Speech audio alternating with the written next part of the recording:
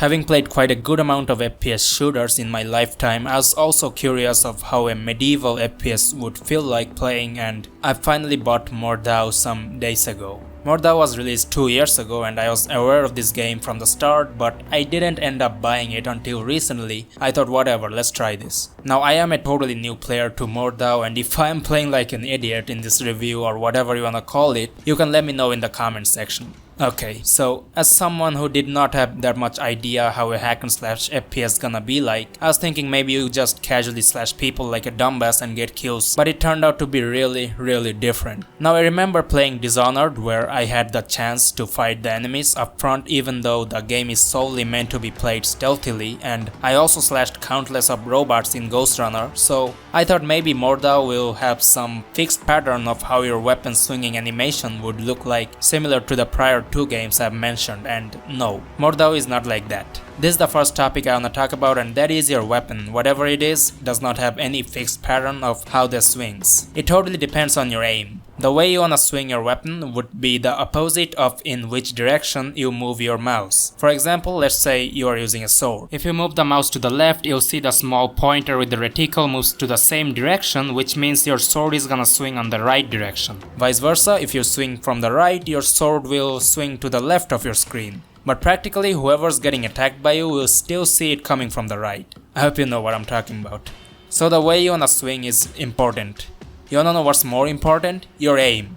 I honestly thought aiming wouldn't be a major thing in this, but I was wrong again. Your opponent or whoever you are attacking has different hitboxes, upper part and lower part mostly. The upper part is divided by the body along with the arms and particularly the head, and the lower part is legs. The damage you inflict is different in each part, and it also depends on the armor that your opponent is wearing. It's possible to one-shot someone by aiming for the head, but getting the hang of this type of aiming mechanic can take some time, especially if you only have experience of playing FPS shooters. The next important thing is parrying. Even though this game doesn't let you guard or block, you still can parry the attacks. You cannot spam it, so you have to make your timing right. A successful parry allows you to riposte, which is always helpful in fights. Now slashing, parrying and aiming are basic techniques, but there are advanced techniques like feinting, chambering, stabbing or morphing, and one personal recommendation is don't play this game without playing the tutorial. I've regretted jumping straight to a battle and getting my ass cheeks clapped. This tutorial is probably one of the best tutorials I've seen in video games so far. It teaches everything from chambering, morphing to even archering and attacking while riding a horse. It's so worth it if you want to learn the basics and the advanced techniques. Oh yeah, I've mentioned archery, which brings me to the next topic. You can pick your own mercenary or character and master them. Everyone has their own weapon and utility. For example, if you become an archer, you can shoot from a long range, which requires good aim and timing. Scoundrel can place bear traps and firebomb.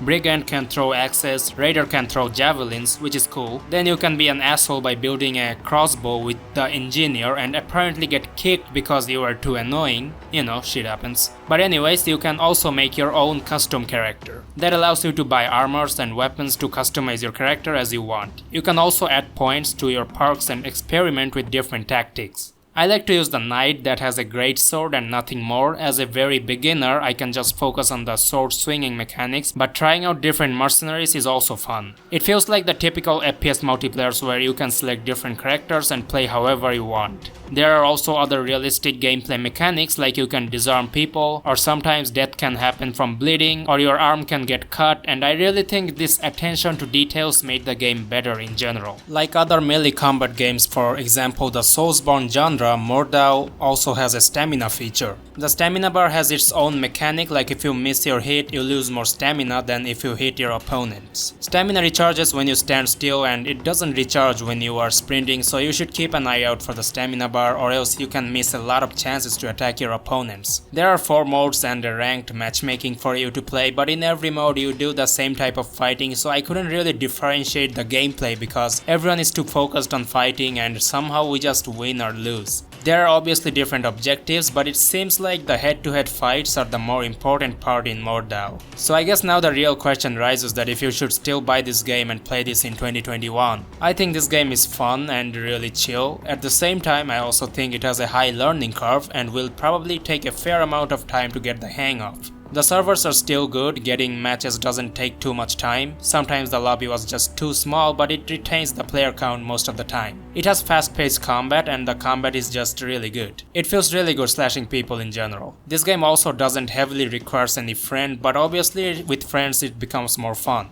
I don't really have anything much on the downside. Maybe I should have added the people laughing after destroying you, but it's just another fun part of the game. I bought this game on sale some days ago and I think you should also wait for sale, but if you have a spare $11, this game is worth playing in 2021. But I still will recommend buying on sale because it's not an amazing game or something, it's just a chill fun game which you shouldn't take too hardly or anything. So there you have it, MORDHAU on 2021 is still worth playing. That concludes this video. If you enjoyed, consider leaving a like and hit the subscribe button if you want to, and I'll see you in the next one. Dodge this, you bastard!